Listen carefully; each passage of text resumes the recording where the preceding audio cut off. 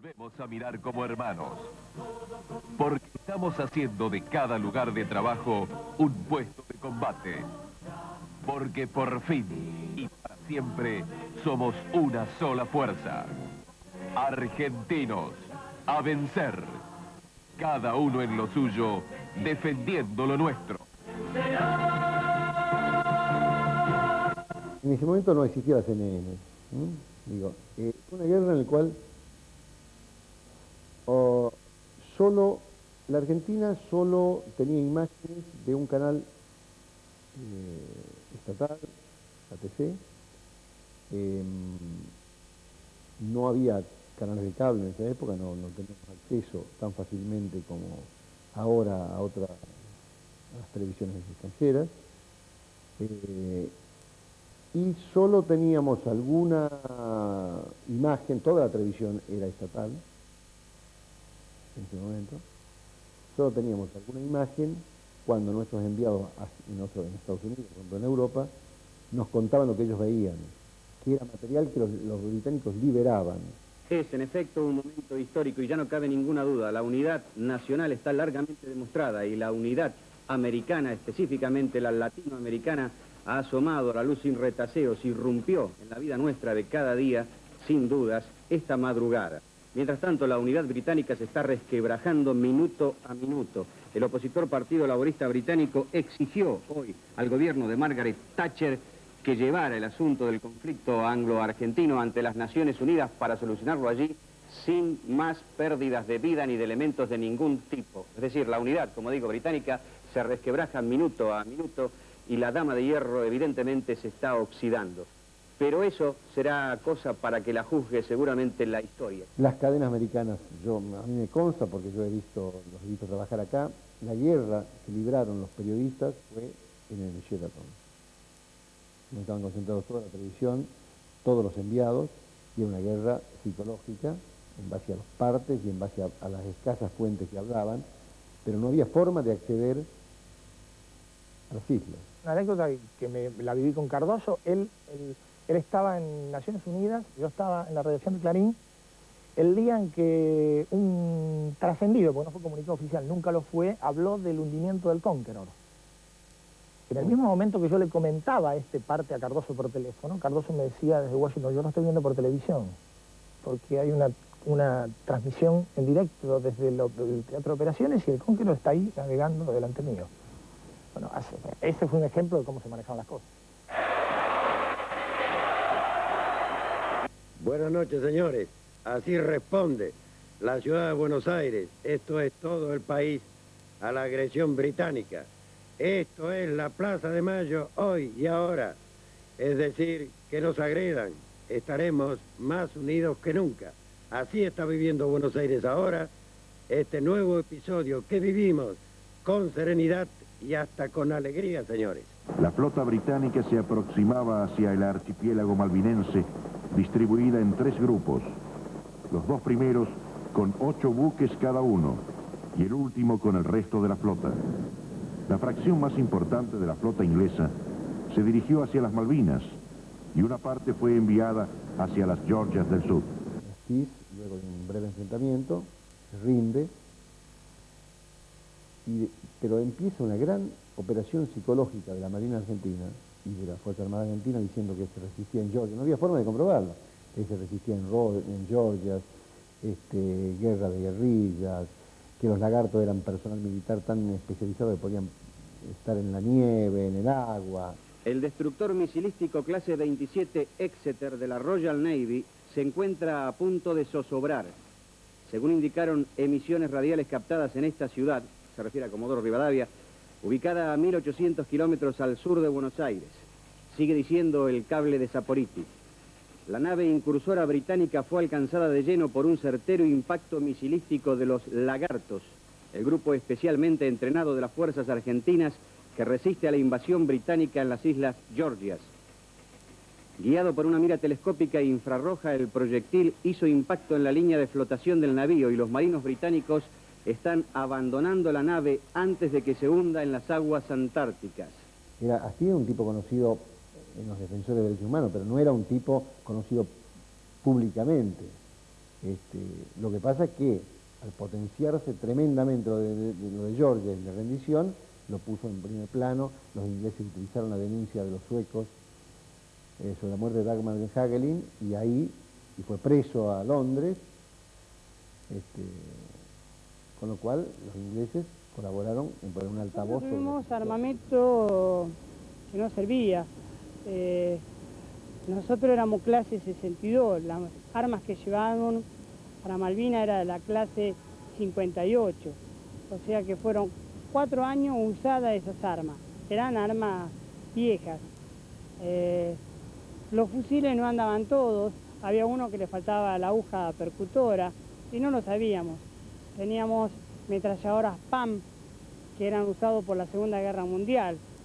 Que los que conocen un poco de armas, esas metralladoras se traban, y teníamos un cañón 105 puesto allá en la posición nuestra, que para hacerlo funcionar había que pegarle con un martillo atrás en el percutor para que funcione. De la ametralladora MAC que teníamos, una funcionaba tiro a tiro, había que tirar de la corredera hacia atrás, y de los cañones de 90, que son como los bazooka conocidos, funcionaban de 4, hicimos un cañón para poder tirar, porque lo demás no funcionaba. Señor brigadier, ¿qué podemos saber de esta visita que ha realizado usted a las diversas bases del sur argentino?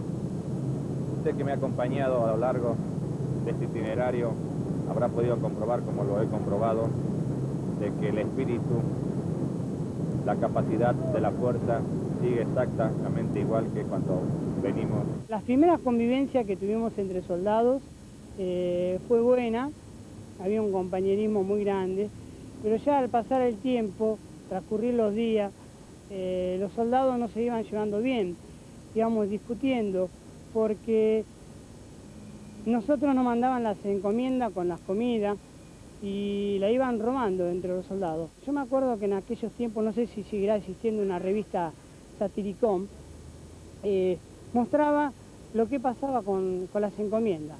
La encomienda del padre la mandaba por el correo, que tenía que pagarla, cosa que me parece injusto, de que tenga que pagar una encomienda para mandarle a un soldado que está defendiendo la patria, o una carta. Bueno, en la revista decía que la encomienda era mandada por el correo, llegaba al sur, el sur era abierta esa caja y se le sacaba un paquete de galletitas, llegaba a Malvinas, en Malvinas era abierta y llegaba a la posición que, bueno, el oficial tenía que repartir, sacaban, y cuando llegaba el soldado al destinatario, llegaba la caja vacía. Lo único que podía hacer el soldado era que con la caja de cartón ponerla en el piso para que no pase la humedad. A los 3 o 4 días de comenzada la guerra, un contraalmirante Menéndez, que tenía a su cargo en el Estado Mayor Naval informar, y más que informar, relacionarse con los medios, convocó a las 7 de la mañana a los directores de los diarios de Buenos Aires para darles una instrucción muy precisa y confidencial. A partir de ese momento quedaba prohibido publicar el parte meteorológico que publicaban los diarios, porque se suponía que era una manera de informar a la flota británica sobre las condiciones donde se iba a librar el combate. Me parece espectacular, porque realmente que en ese momento se supusiera que los británicos esperaban que saliera la razón a la tarde para saber qué temperatura hacía en el Atlántico Sur, es una cosa extraordinaria. Y sin embargo, una persona mayor, un señor adulto con grado de contraalmirante, convocó a los responsables de los diarios y le dijo que estas eran instrucciones muy precisas que había que cumplir a partir de ese momento. Argentinos. ¡Fuerza a la patria! ¡Seguir constantemente su bandera y defenderla hasta perder la vida! ¡Ninguno! ¡Ninguno! ¡Ninguno!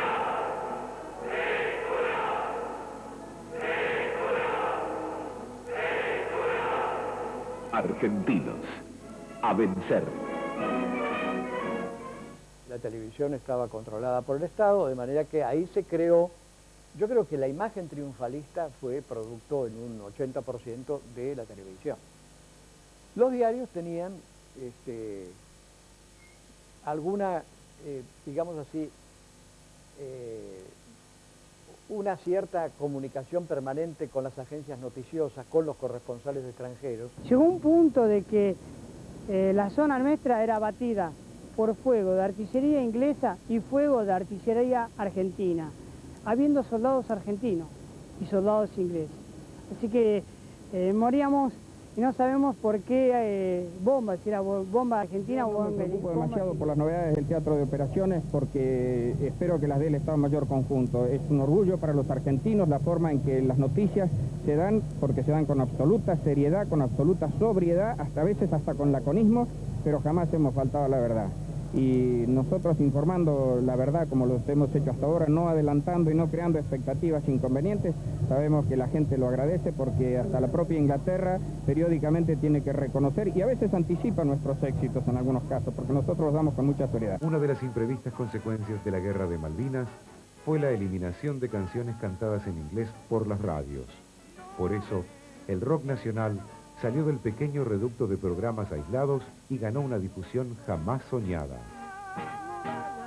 Eso yo sabía que iba a ser una payasada de acá, como ocurren estas cosas de prohibiciones en nuestro país. De pronto, en 2 días, todas las radios y los canales de televisión empezaban a buscar discos en castellano. Es un disparate, no tenían discos en castellano, tenían discos en otro idioma. Te pedían discos, lo que vos tuvieras, tenías un disco rayado, viejo, era un lío. Y al mes empezaron a pasar de nuevo la música de la madre patria, es decir, la música de Estados Unidos, ¿no? Desde el 80, que se había cortado un poco la presión de los milicos contra el rock, hubo una apertura que duró bastante poco, te diría yo.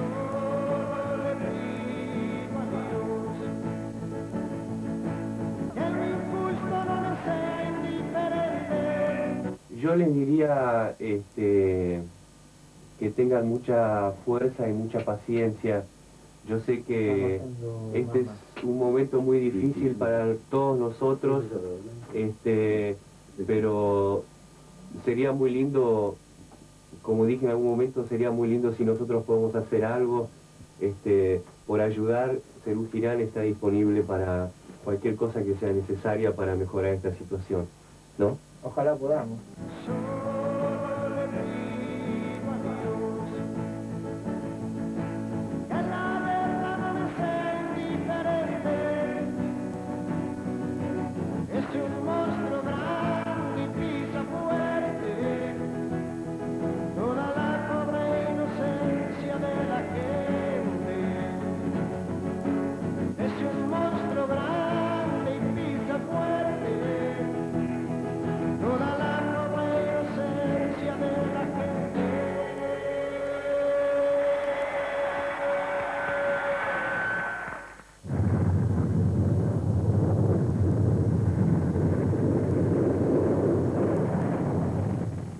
Sobre el sargento de primera artillería cae una bomba que él estaba aproximadamente a 2,5 metros, 3 metros donde estaba yo.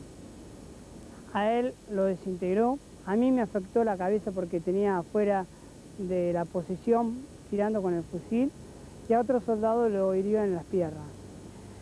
Cuando me agarra la cabeza caigo por la onda expansiva y la bomba, gracias al casco me salvé. Caigo, me levanto nuevamente y me agarro la cabeza con las 2 manos y caigo, y vienen mis compañeros y me dicen: Altieri, quédate quieto, no te muevas, que te llevamos para abajo. Me suben al camión, me llevan hasta el hospital de campaña que teníamos en Puerto Argentino, y ahí agarra y me empiezan a hacer las curaciones primeras, porque no podían operarme, tenía esquirla dentro de la cabeza, y en el momento yo me despierto y empiezo a ver militares ahí adentro y empiezo a gritarle, insultarle: milicos, hijos de su madre, no sean cobardes, vayan a combatir, no se queden acá, ayuden a los soldados que están allá arriba. Y después no recuerdo más nada. El 1 de mayo, cuando fue el primer ataque aéreo, que estaba en una posición en Puerto Argentino. El ataque fue sobre el aeropuerto de Puerto Argentino, es decir, estaba distante unos 9 kilómetros aproximadamente. Y recuerdo que me ganó un miedo atroz, si no me podía mover. Estaba prácticamente inmovilizado. 8:23 de la mañana se repite el ataque contra Puerto Argentino. Ha bombardeado toda la zona del aeropuerto, sobre todo la zona que da a la plataforma. ¿Hay heridos? Sí, hay heridos. ¿Muertos? No sabemos por el momento. Aparentemente hay muertos. ¿Los heridos y los muertos serían de las unidades antiaéreas o de otras secciones? No, eso era toda la gente que estaba trabajando acá en el aeropuerto.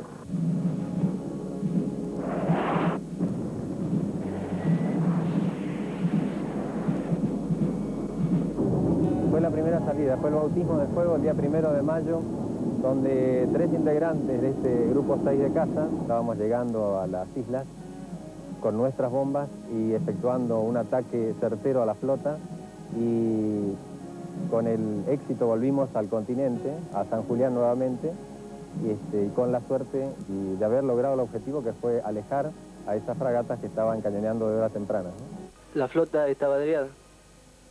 La fragata, la cual tenía un radar grande, esta averiada se estaba hundiendo, inclinándose. ¿Y ustedes iban informando de lo que veían? Sí, íbamos informando hacia la base. Lo que pasa es que escuchamos, yo estaba ahí en la base, escuchamos una conversación donde decía que una fragata se va. Entonces el jefe preguntó, ¿pero dónde se va? ¿Hacia el norte o hacia el sur? Y vos que le contestaste, no, se va a pique, ¿no fue así? El 2 de mayo de 1982, el submarino nuclear Conqueror recibió órdenes de hundir al crucero argentino General Belgrano. Habla el capitán Brown. Envié el barco a las estaciones de acción y nos preparamos para el ataque. Cerramos las compuertas. Eventualmente me puse en posición de fuego a unas 4 yardas de su proa y di la orden de disparar 3 torpedos marca 8. Escuchamos su recorrido claramente a través del casco y también desde nuestros puestos de ultrasonido.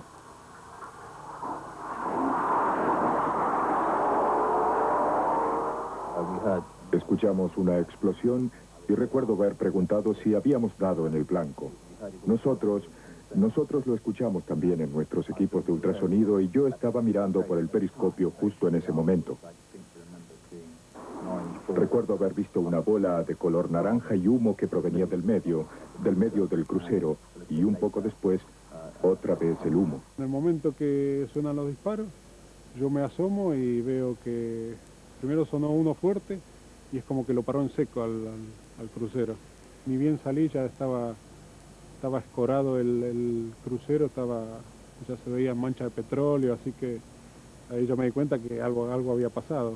El hundimiento del Belgrano enfureció a la Argentina. El crucero se estaba alejando de las fuerzas de tarea y se encontraba fuera de la zona de exclusión total. En el momento del naufragio, la Junta Militar Argentina se había reunido para discutir los últimos movimientos diplomáticos. Antes de empezar la primera sesión, alguien llamó y le dio al almirante Anaya un papel. Lo leyó, se puso blanco y dijo: estas son muy malas noticias. El Belgrano ha sido hundido.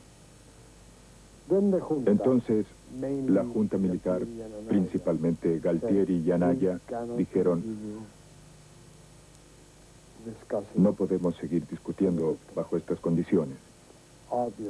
Obviamente, fue una decisión tomada por la señora Thatcher para abortar las negociaciones.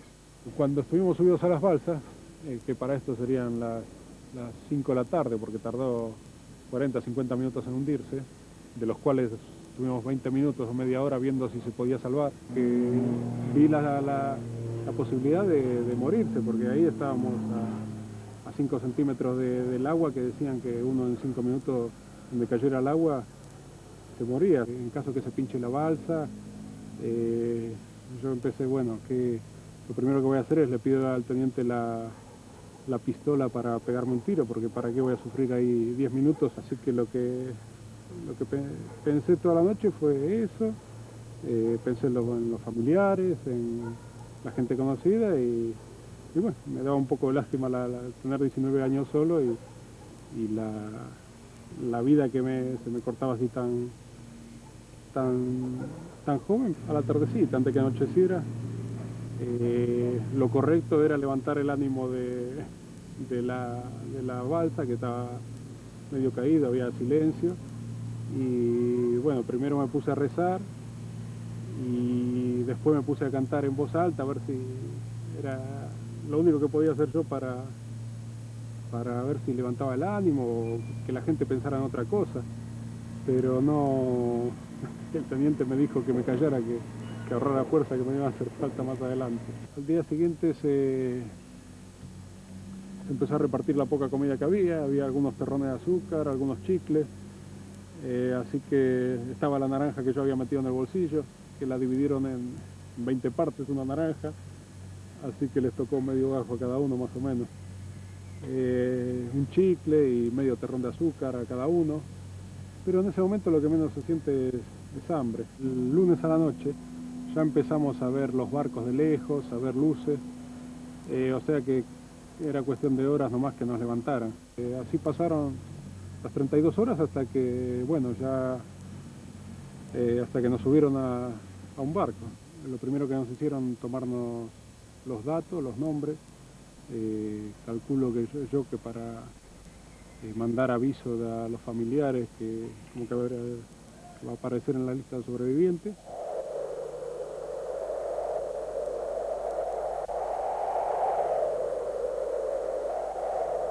La guerra moviliza, la guerra cohesiona. Yo noto en toda la gente un fervor, me traen propuestas, ideas, están al servicio, están a disposición. Y esto que no es malo, a mí me asusta a veces, porque pienso, siempre estoy de cara a lo que va a venir. Y en la paz, porque la paz no incendia, la paz no moviliza, la paz achancha, achata, tritura. La gente puede volver después a los brazos cruzados, a la indiferencia, a decir, no, yo de política no entiendo, tampoco entendía de guerra y no la hace tan mal. Yo creo que puede haber una gran fuerza moral de saber que uno estuvo bien en la guerra, ¿no? Es decir, a veces pienso en pueblos como Japón o Alemania que saben que estuvieron bien. ¿Qué posguerra tienen después, no? ¿Cómo has vivido todos estos momentos en la lucha por las Malvinas? Bueno, yo fui uno de los principales que hemos ido a colaborar cuando se iba a armar ese problema con las Malvinas, cuando fuimos con el negro Palito Ortega al límite que cosa es decir Chile con Argentina, al Bigle, al cantarle a los soldados que estaban en ese momento por luchar por las argentinas. Yo era uno de los primeros que también me iba a notar si había que luchar, porque me siento argentino y he defendido muchas veces los colores argentinos, y esto me llena de orgullo y de satisfacción, ya que creo que lo pertenecieron siempre las Malvinas a nosotros, y esta vez creo que se va a concretar eso. ¿Es un día especial para vos también? Para mí sí, yo me desperté ahora con esa noticia y me alegra mucho y me pongo más argentino que nunca. Evidentemente yo creo que ha servido para demostrar muchas cosas, y por sobre todas las cosas que los argentinos están unidos, están convencidos de que el paso que se ha dado ha sido de trascendencia y necesario. Yo creo que detrás de la Junta Militar están todos los argentinos.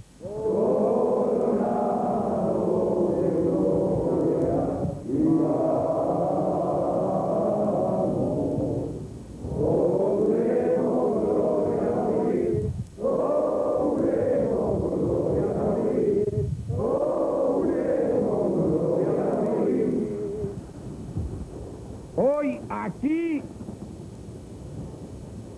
nosotros queremos tener nuestro territorio integrado total y definitivamente.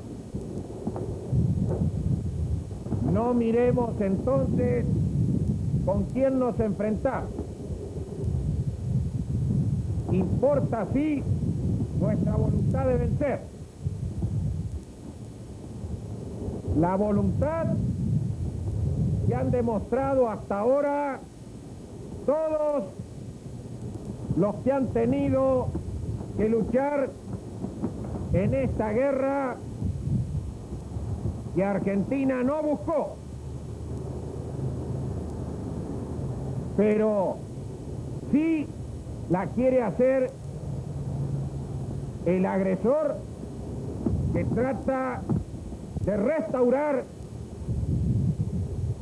su imperio mal habido como restos de una dominación colonial que no tiene nada que ver ya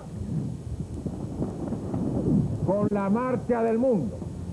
Se da cuenta de que sus palabras, su discurso no guardaban relación con la realidad.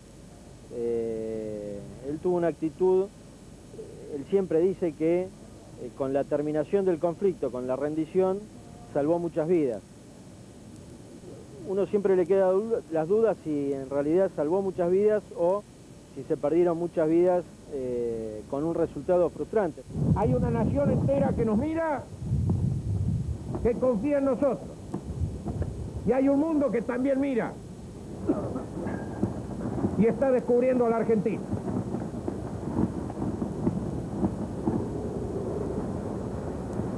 Terminemos entonces con esa fórmula que sintetiza todo. Subordinación y valor. ¡Lista, frente!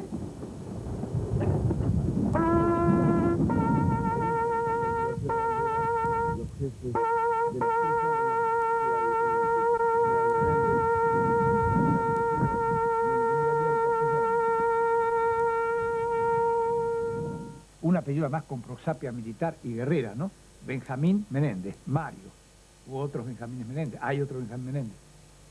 Por favor, cuando llegue ese momento, el momento del supuesto desembarco, si no es blef, ese es el hombre, creo yo. Así es. Los hombres en este momento, los protagonistas pueden ser y son Galtieri, Anaya, Lamidoso, Costa Méndez, Roberto Alemán. Pero a la hora de los tiros... Ese es el protagonista. ¿Y qué te pareció? Bueno, la impresión mayor que me hace es casi un oriental. Qué serenidad, cuánto más sereno que yo está. Cuánto más sereno que yo, que estoy tan lejos y que no me estoy jugando la vida y que me da casi vergüenza no estar jugándome la vida. Yo si fuera soldado me sentiría tranquilo con un jefe así porque da una sensación de serenidad, de absoluto autocontrol, autodominio, ¿verdad? No es un hombre, no es un alocado, no es un hombre que se va a alargar a cualquier cosa. Las primeras instrucciones a Menéndez, las primeras instrucciones, ¿cuál era la preocupación? Que las tropas argentinas no roben para comer, que las tropas argentinas no generen desorden. Es decir, todo partía de la base, donde no se iba a pelear y no iba a haber guerra. Por eso Menéndez es el gobernador de las islas. En ningún momento se veía como las circunstancias lo dividen en comandante. Allá en Malvinas el problema de comida y de vestimenta era bastante grande. Nosotros estábamos mal abastecidos de comida. Teníamos una comida a las 4 de la tarde y una jarra de mate cocido con leche en polvo a la mañana, nada más. La comida era una sopa con algunos porotos. Lo que veíamos en la parte de Marina, los soldados de Marina estaban bien abastecidos de comida, pero tenían problemas con la ropa. Así que nuestro pensar siempre era por qué las tres fuerzas armadas no se unían para la defensa del país, porque el país es de las tres fuerzas. Y bueno, si el ejército tenía muy buena ropa, ¿por qué no le daba la ropa a Marina? Y si Marina tenía mucha comida, ¿por qué no le daba la comida al ejército? Cosa que no sucedía con nosotros. Yo soy el responsable de las dos cosas. Así que si pasan frío o pasan hambre, ya saben quién es el culpable.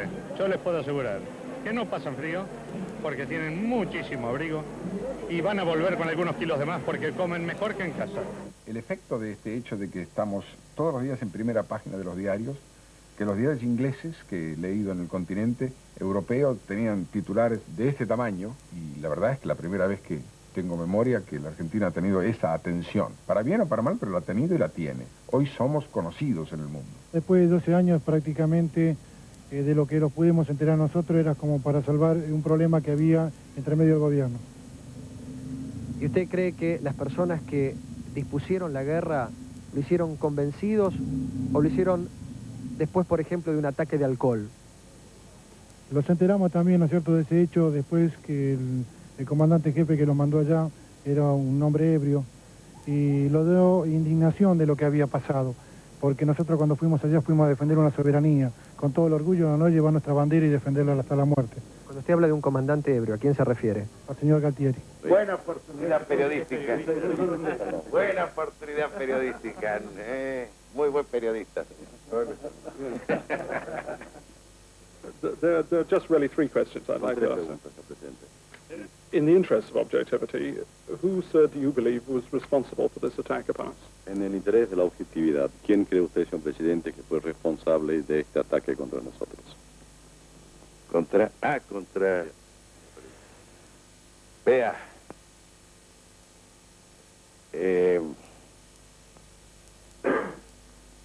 Creo que debe ser un grupo muy reducido. El Sheffield, uno de los destructores más modernos de la flota británica, fue alcanzado por un preciso impacto de un misil Exocet, lanzado desde más de 30 kilómetros de distancia por un avión Super Étendard de la aviación naval de nuestro país. El Exocet es de fabricación francesa y está diseñado para volar a varios cientos de kilómetros por hora, casi rozando las olas para evitar ser detectados por el radar. El misil penetró el blindaje de la nave, produciendo un gigantesco orificio y despidiendo gases calientes que provocaron un incendio a bordo. La explosión dañó partes vitales de la nave y el incendio no pudo ser controlado, por lo que el navío quedó inoperable y tuvo que ser abandonado por sus tripulantes. Tuvo algunos éxitos militares importantes. Yo no soy quien para juzgar la táctica militar, porque no soy un especialista. Sin embargo, los propios británicos reconocen que la Argentina tuvo algunos momentos de supremacía. Durante el conflicto de Malvinas, Chile nunca había podido explicar el extraño accidente de un helicóptero inglés que cayó a tierra en las cercanías de Punta Arenas, en el estrecho de Magallanes, con un grupo de comandos a bordo, cuya misión, presumiblemente, era sabotear la pista de aterrizaje de Río Grande, en la Tierra del Fuego, desde donde operaban las escuadrillas más temibles para la flota, los Dagger de la Fuerza Aérea y los Super Étendard de la Armada, portadores de los letales misiles Exocet. El excelentísimo señor presidente de la Nación dirigirá un mensaje al país. Pueblo de la Nación, desde el Salón Blanco de Casa de Gobierno, habla el Teniente General don Leopoldo Fortunato Galtieri. Compatriotas, las armas de la nación han contestado hoy un nuevo acto de guerra de Gran Bretaña en el Atlántico Sur. Han usado y siguen usando en estos momentos el fuego contra nosotros. Y le hemos respondido y responderemos con el fuego, y esa será siempre nuestra respuesta, que el enemigo intenta convertir nuevamente en colonia la tierra argentina. Pensó, al planificar este operativo, que el pueblo argentino iba a responder de la manera que ha respondido, que les ha respondido a ustedes fundamentalmente. Tuve la menor duda. Usted me dirá que soy un optimista. Nunca tuve la menor duda acerca de cuál habría de ser la reacción del pueblo argentino. Le puedo decir una cosa como despedida. Dios lo bendiga.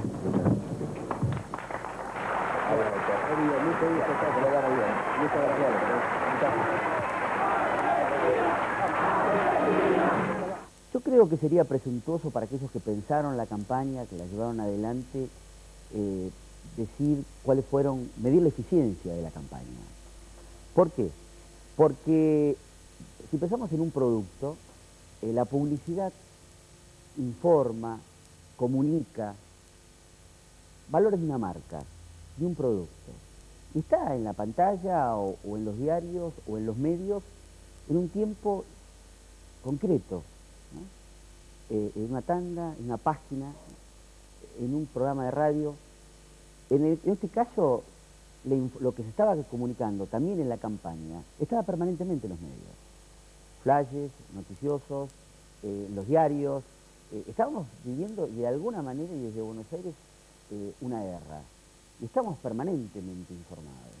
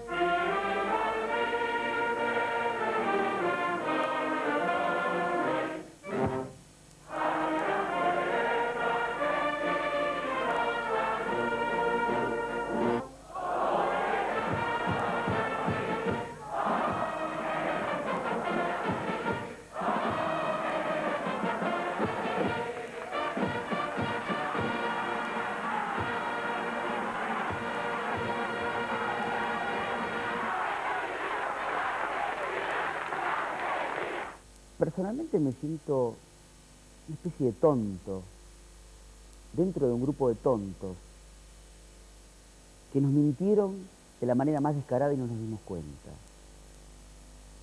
Y creo que es peligroso de distintos lados. Si no nos dimos cuenta, porque no nos quisimos dar cuenta, es muy grave.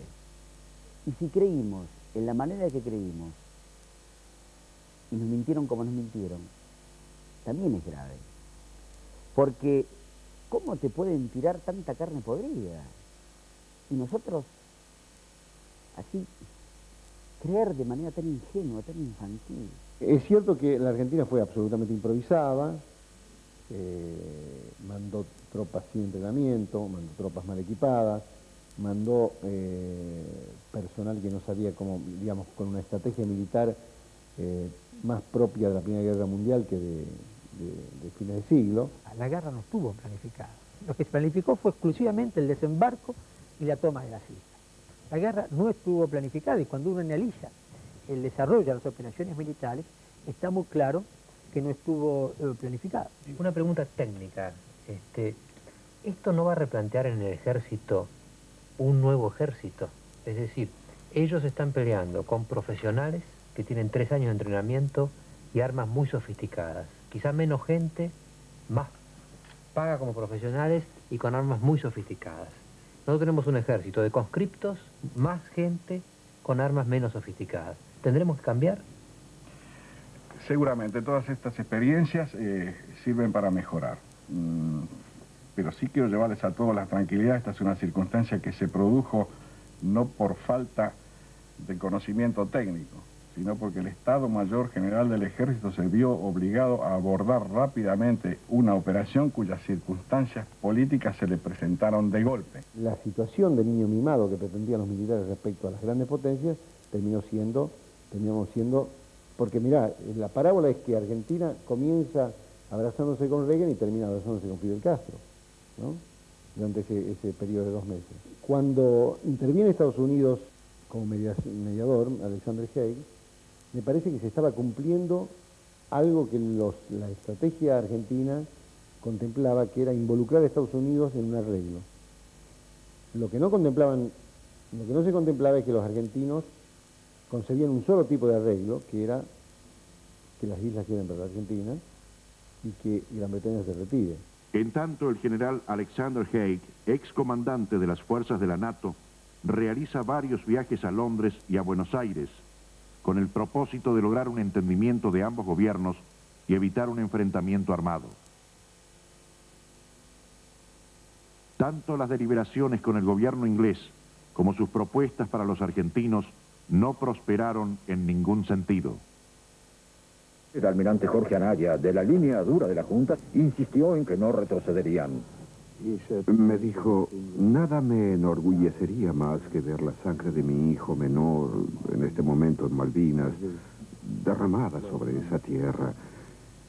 Y yo le dije, almirante, usted nunca vio las bolsas con los cuerpos de nuestros jóvenes volviendo a casa.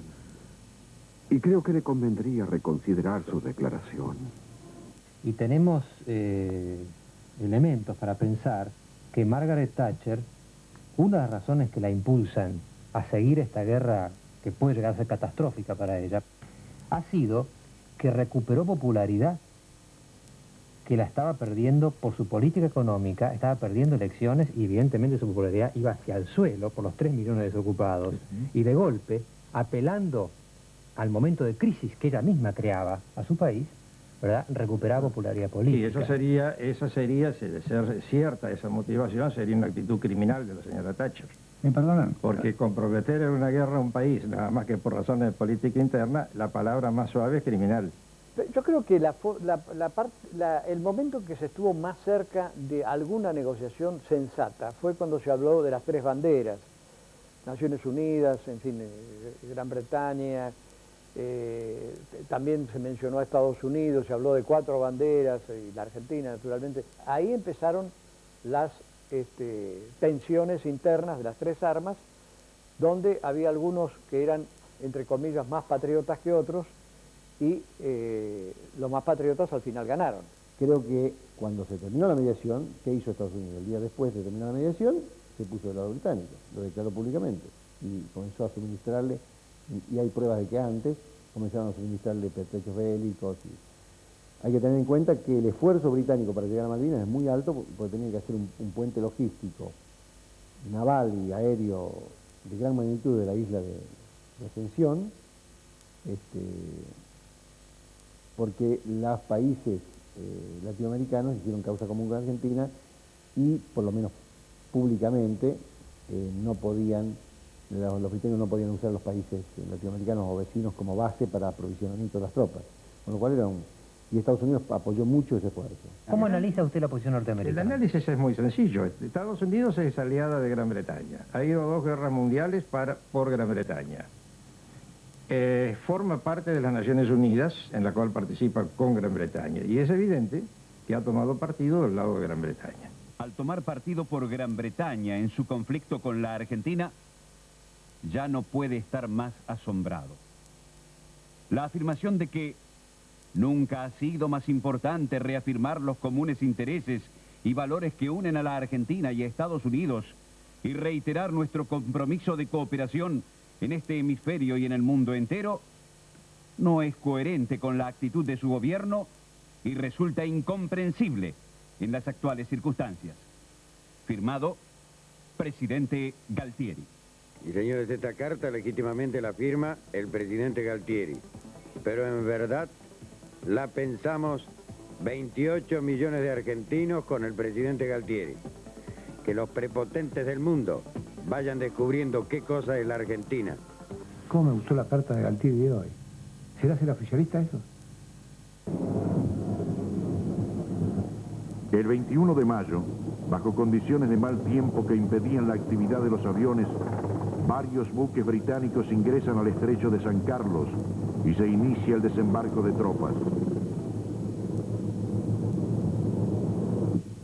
Que me parece un error táctico central, y es haber pensado que el ataque principal iba a ir directamente a Puerto Argentino y no desde San Carlos, donde habían desembarcado los británicos. El 27 de mayo de 1982, las fuerzas británicas en Malvinas salieron de su cabeza de puente en San Carlos e iniciaron la larga marcha hacia Puerto Stanley. La medida se tomó debido a la intensa presión política por lograr un rápido éxito militar británico. El brigadier Thompson, comandante de las fuerzas en Malvinas, había resistido la presión hasta el límite, pero ahora se le había ordenado ponerse en movimiento. Los hombres de la tercera brigada de comando se vieron obligados a caminar. La pérdida del transportador Atlantic 2 días antes había despojado a los británicos de una de sus posesiones más valiosas, los helicópteros. Las fuerzas británicas se enfrentaron a una penosa caminata a través de las montañas y pantanos de la isla Soledad. Mientras los hombres de la Marina Real y el tercer batallón de paracaidistas caminaban hacia el norte rumbo a Puerto Stanley, los 400 hombres del segundo batallón de paracaidistas recibieron la orden de atacar la guarnición argentina de 1000 hombres en la pradera del Ganso, 27 kilómetros al sur. La aviación argentina produce el mayor desastre sobre las tropas británicas en una bahía del este de Puerto Argentino. Hay un barco que se llamaba Sir Callahan y otro de transporte de tropas que iban entrando para desembarcar tropas, aparecieron aviones argentinos y los bombardearon.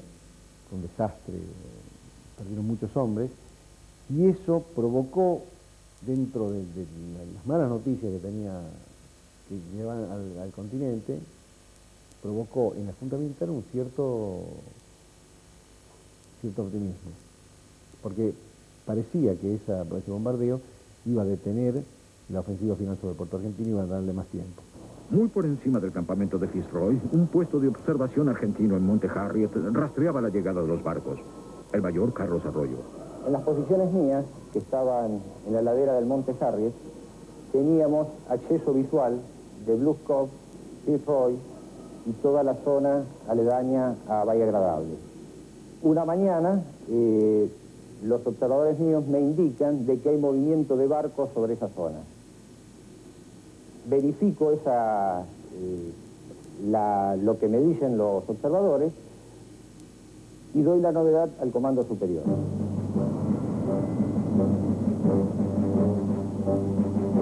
En la base base aérea de Río Grande, en el sur argentino, se preparaba a los aviones con bombas de origen británico para el ataque a Fitzroy.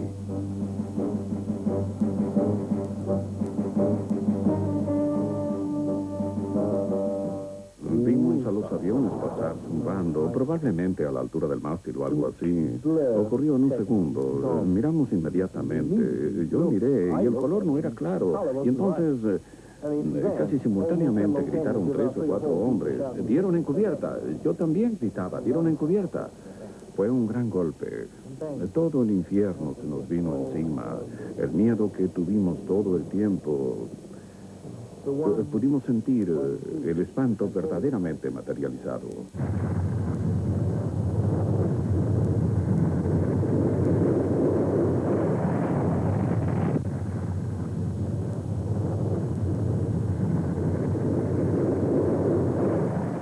El Papa vino, digámoslo ahora, vino a 2 días antes de la derrota militar. Hubo un plan desesperado de la Iglesia tratando de que Argentina aceptase ciertas condiciones para la retirada. Es decir, el Papa intentó, y se sabe que la diplomacia del Vaticano evitó la batalla final, trató de evitar la batalla final.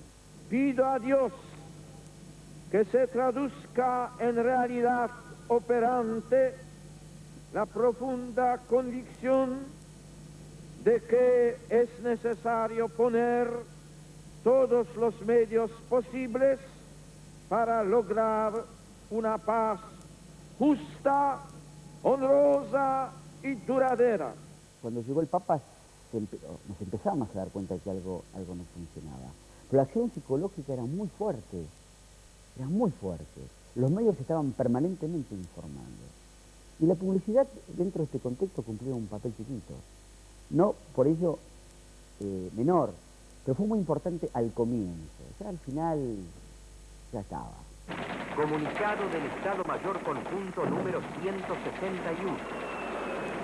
El Estado Mayor Conjunto comunica que las tropas inglesas han continuado su avance pese a la enconada y heroica resistencia de las fuerzas argentinas, librándose actualmente violentos combates en las proximidades de Puerto Argentino. También recuerdo los últimos días del conflicto, es decir, del 12, el 13, el 14 de junio, el día final, donde ya los combates habían ganado la cercanía de Puerto Argentino, las municiones por encima de la cabeza y no hacíamos nada ni por agacharnos, ni por ponernos a cubierta, es decir, cumplíamos la misión con una temeridad total, con una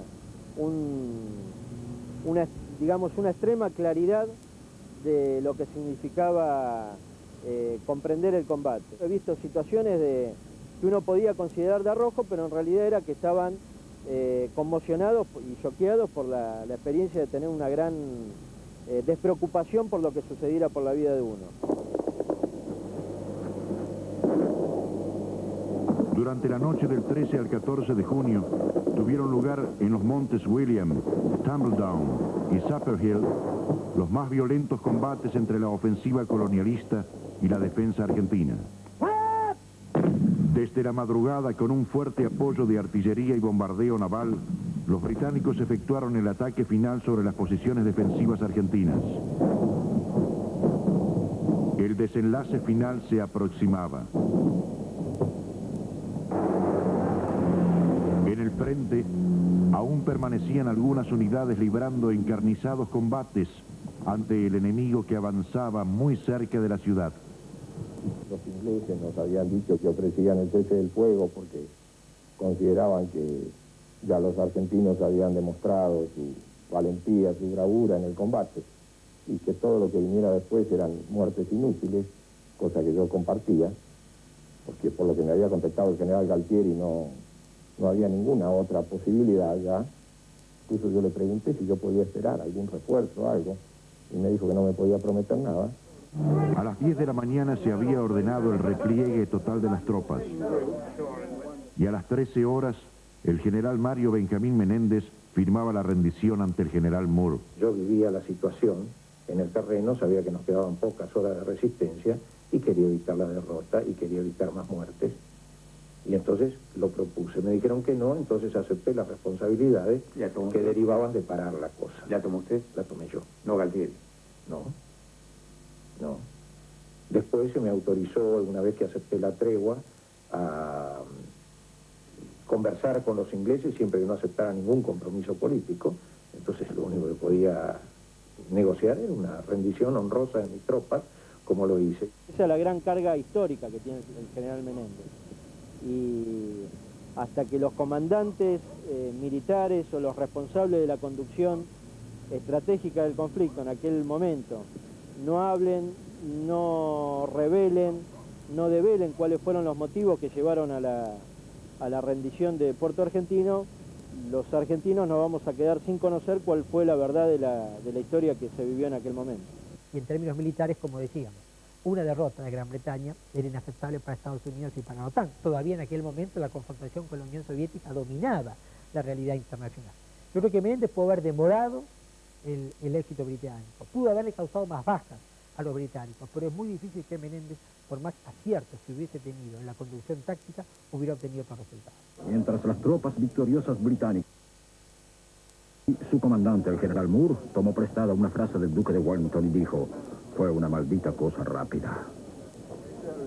Pero la rendición argentina no llegó tan pronto para las fuerzas británicas, cuya ofensiva estaba a punto de detenerse por falta de provisiones y municiones.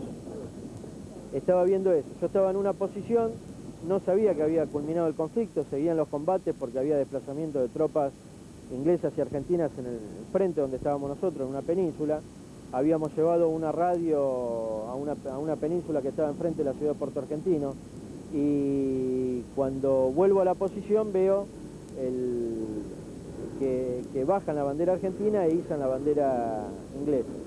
En ese momento se me vino el mundo abajo, era lo peor que me podía haber sucedido, porque eso sintetiza toda la impotencia que uno siente ante una situación como esta. Celeste y blanca de las Islas Malvinas no va a ser arriada por ningún argentino. Si es arriada es porque evidentemente no queda ningún argentino con vida en las islas. Los mismos marines que se habían rendido ante la invasión de las fuerzas argentinas hacía 2 meses, ahora izaban la bandera de la Unión una vez más en la Casa de Gobierno.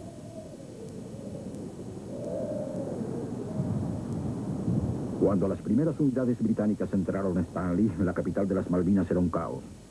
La moral de las tropas argentinas se había desplomado. Y sentimos una gran tristeza, pero la tristeza era racional, porque quien estuvo en las islas y fue viendo cómo evolucionó toda la situación y la magnitud del poder de combate enemigo, sin duda no podía apreciar racionalmente otra cosa.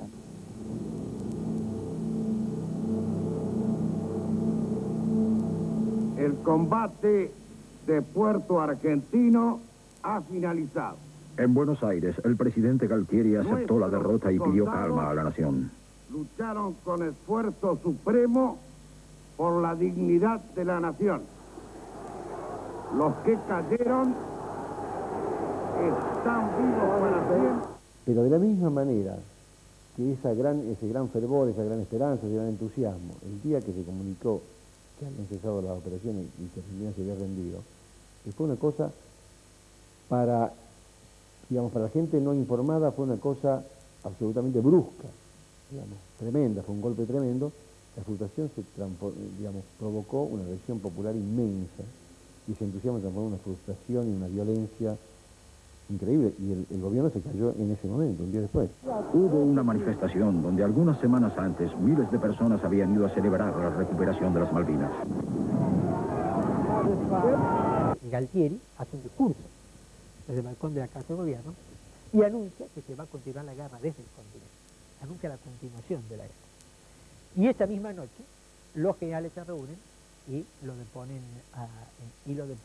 a Galtieri. Lo que yo creo es que la derrota militar en Puerto Argentino generó dentro de las Fuerzas Armadas el consenso de que no había ningún margen para continuar la guerra del continente, y ahí fue depuesto Galtieri. He requerido de los mandos del ejército el el respaldo a mi gestión como comandante jefe del ejército y en mi función de presidente de la Nación, debido a la situación delicada que vive el país. Muy bien, los mandos del ejército han considerado que ya no es conveniente que yo continúe en el cargo, y por lo tanto he aceptado lo que los señores generales han expresado, requiriendo mi renuncia al cargo. Señor presidente, a esta generación de hoy, ¿qué les dice el hombre? Ninguna duda que esta generación de hoy, que lo diga cada uno de los argentinos, si no se ha ganado un puesto en la historia argentina. No yo, cada argentino un puesto en la historia argentina. El hijo es la cosa que más queremos en el mundo, más que cualquier cosa, más que nuestra madre y que nuestros padres y que nuestro esposo quizás, porque el hijo es nuestro. El informe de Rattenbach fue muy condenatorio, pero de todos modos la condena de la sociedad fue superior que cualquier informe militar técnico. De todos modos, ahí se puso de manifiesto esta incompetencia de la conducción militar, incompetencia que no necesariamente era la consecuencia de la derrota. Hay ejércitos muy competentes que pierden guerras. La victoria no siempre marca la competencia de un ejército. Acá lo que pasa es que se perdió la guerra y quedó de manifiesto que técnicamente quienes la condujeron y quienes la prepararon eran absolutamente incompetentes. Los condenados pedían la absolución y fueron condenados a 12 años de prisión. Así que el objetivo central nuestro, que era confirmar la sentencia del Consejo Supremo, está logrado. Declarando que la pena privativa de libertad impuesta al almirante Jorge Isaac Anaya quedará agotada el día 21 de febrero de 1996 a las 24 horas. Me duele porque nosotros éramos una familia muy humilde y me costó mucho para criar. Y como si fuera un viento que vino le llevó y le llevó del todo. Abrazando estos principios, regados con nuestra sangre, nos ponemos de pie, proclamamos nuestra verdad y marchamos a la victoria, para que nuestros hijos vivan, porque vivir sin Dios, sin honor y sin gloria es morir sin paz. Cada día te quiero más. La Malvinas, un sentimiento. Creo que han sido no solamente perjudicados como el resto, sino los más perjudicados, porque tampoco hubo después de la guerra ninguna política de ninguno de los gobiernos en función de atender realmente la necesidad de la gente que había participado directamente en el conflicto. Yo creo que las Malvinas, que creo que es un caso de territorio perdido, se ha vuelto, con toda razón, una idea fuerza, una idea simbólica extraordinariamente importante. Yo nunca he sido malo en esta vida, pero sí esta vez sí. ¿Llegó a sentir odio, bronca? Sí, dolor? y principalmente por ese Galtieri. Porque ese era el papá de nuestra vida, él viene a ser un papá de una casa porque él era el que gobernaba el país. A ese yo le siento odio. Acá siguen hablando de los chicos. Por favor, no seamos mentirosos. Casi el 100% de los conflictos no tenía 18 años, tenía 20. Creo que efectivamente la guerra terminó con el gobierno de Galtieri y terminó con el proceso militar. Yo quiero ser clarito acá y no quiero ser polémico. La guerra de Malvinas terminó en el proceso militar. No lo terminaron los partidos, ni los políticos, ni las luchas populares. Lo terminó la guerra de Malvinas. Ahí terminó el proceso militar. Luego, los políticos le dieron al proceso militar un año más de gracia para poder organizarse, porque los partidos estaban hibernando en ese momento.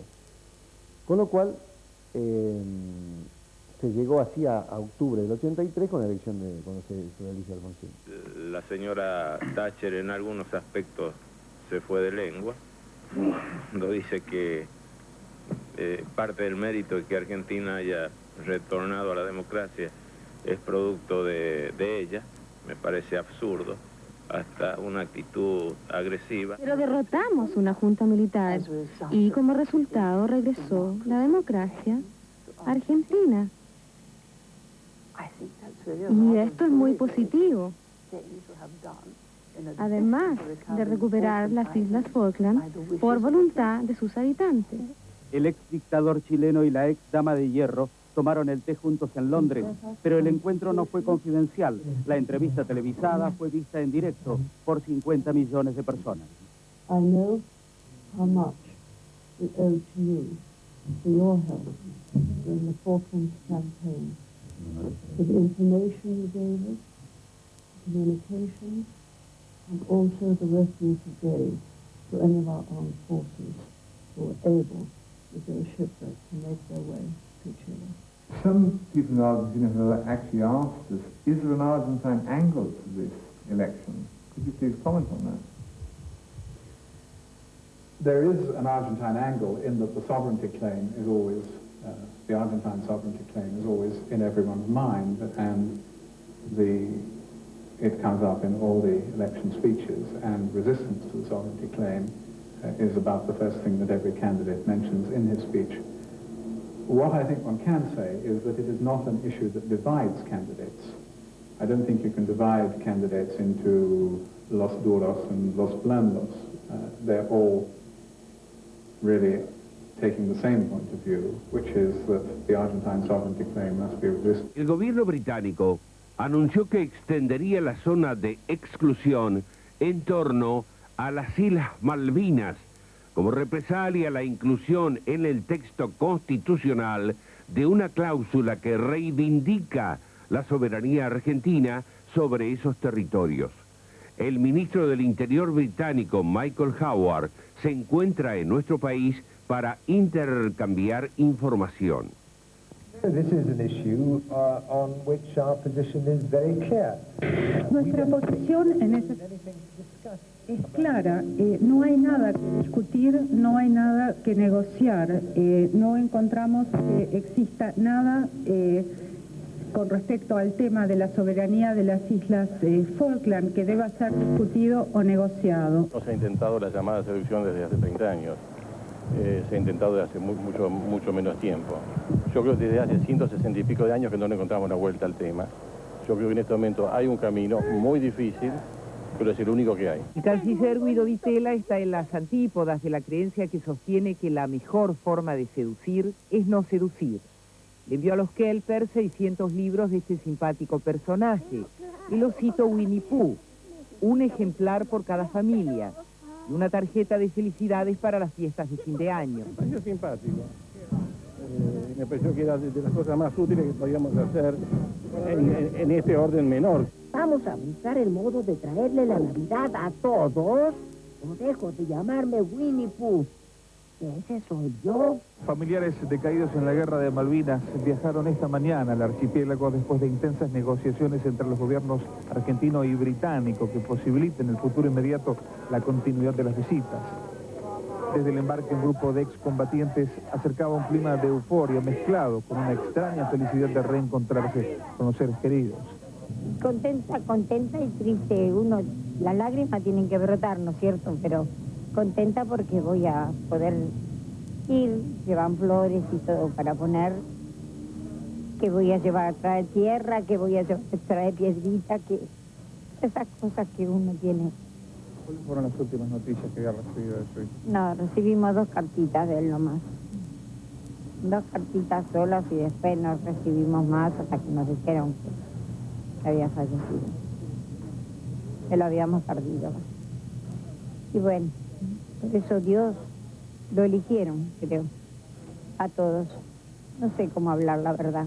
No nos olvidemos que, por ejemplo, Inglaterra está haciendo grandes inversiones en nuestro país después de haber reanudado las relaciones diplomáticas allá por 1989, finales de 1989. Despojado del fervor preelectoralista de 1989, con el que buscaba captar voluntades para llegar a la Casa Rosada, exacerbando el sentimiento popular en favor de la soberanía de las Islas Malvinas. El presidente siempre mantuvo públicamente su convencimiento de que volverían a ser argentinas, aunque de forma no tan contundente. No sé cuánto tiempo pasará, no sé cuántas generaciones pasarán, no sé cuánta sangre tendremos que derramar, pero nuestro territorio volverá a poder del pueblo argentino. Me dicen que soy un intuitivo. Bueno, esto le molesta mucho a los ingleses. Mi intuición me dice que antes del año 2000 las Malvinas volverán a ser argentinas. El hecho destacado que surge de este encuentro es que el premier británico invitó al presidente Carlos Menem a visitar oficialmente Gran Bretaña en las próximas semanas. ¿Qué hay de mito y qué de realidad sobre el planteo de una doble soberanía? No, aquí nosotros lo único que vamos a solicitar por ahora es el cumplimiento de las resoluciones que ha venido dictando. Primero la Organización de las Naciones Unidas y después el Comité de Descolonización de la misma. Ahora, este tema de la doble nacionalidad, de la doble soberanía, es una de las vías posibles, pero que por ahora es nada más que un anhelo de Argentina, al cual Inglaterra no ha respondido en forma muy clara, que digamos. Simplemente sostiene lo que viene sosteniendo desde hace mucho tiempo.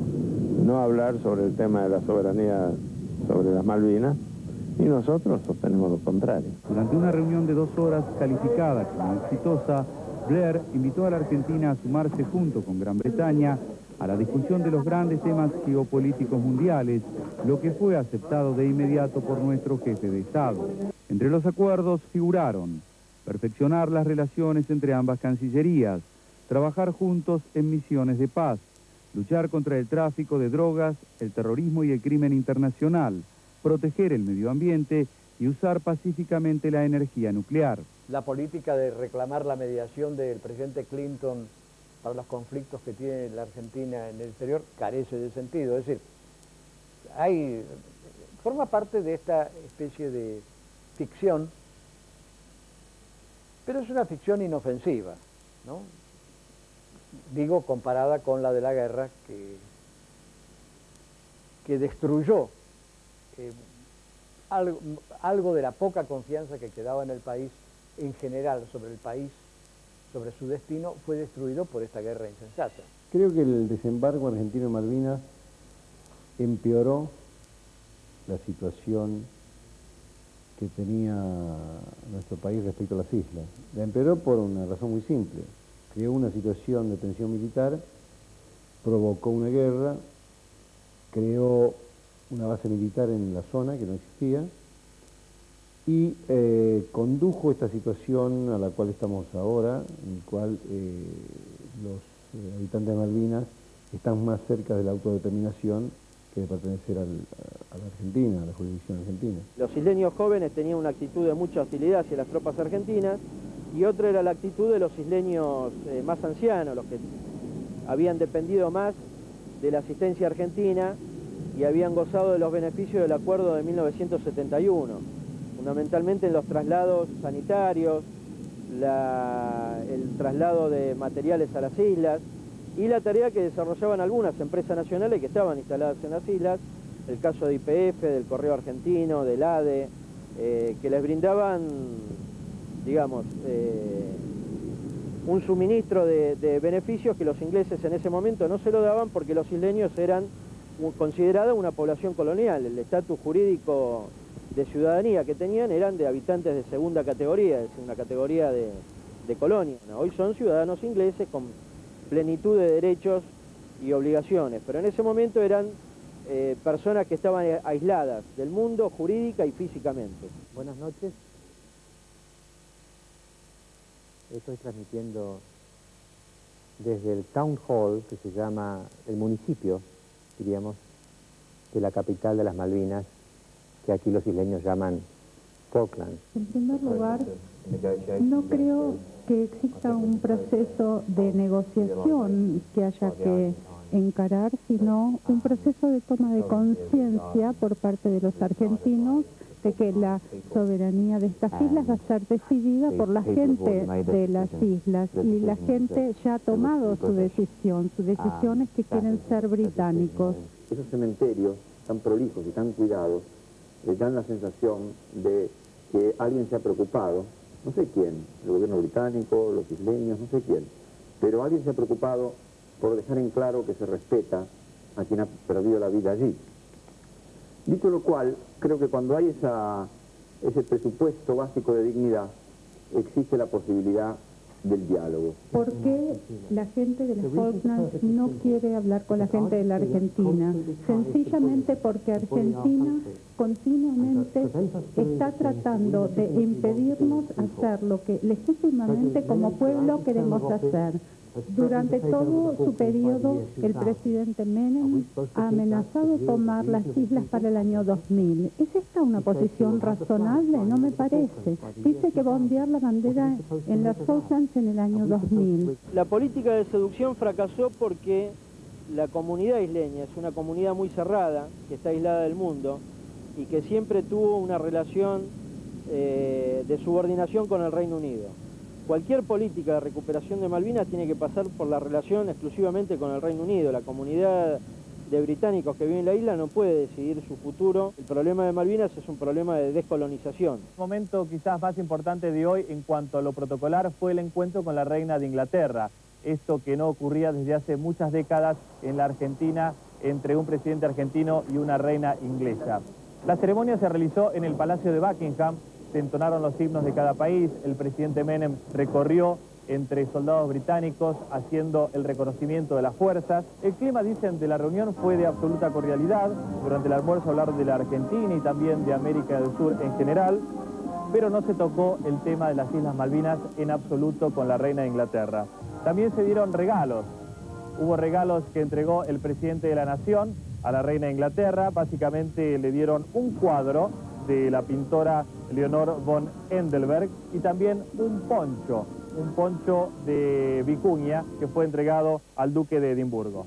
En la Catedral St. Paul también ahí dentro hay un mural con los nombres de los 225 británicos que murieron. El presidente Menem ingresó, dejó una ofrenda floral, se persignó, se arrodilló y fue el momento más emotivo de este viaje.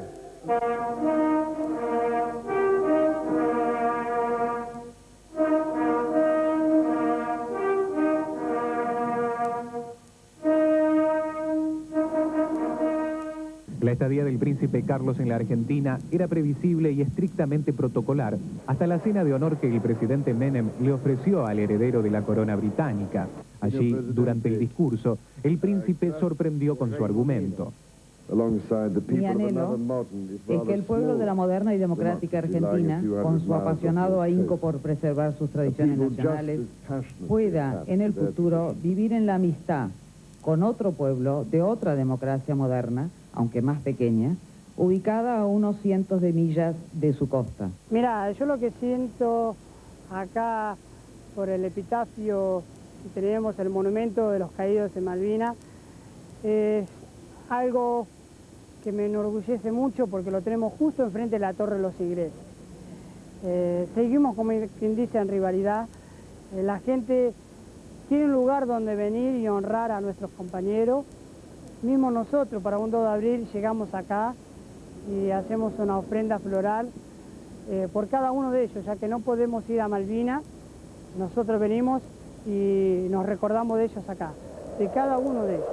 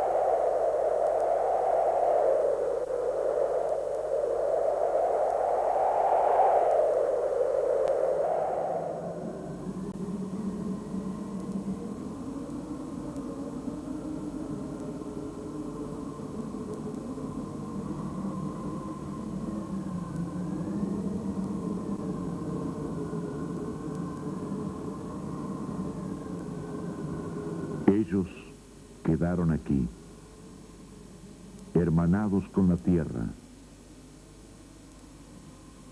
Por estas tierras lucharon y murieron.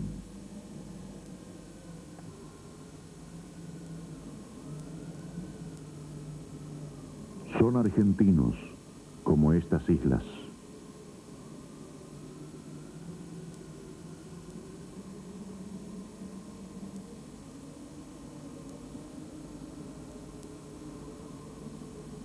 Dios los bendiga.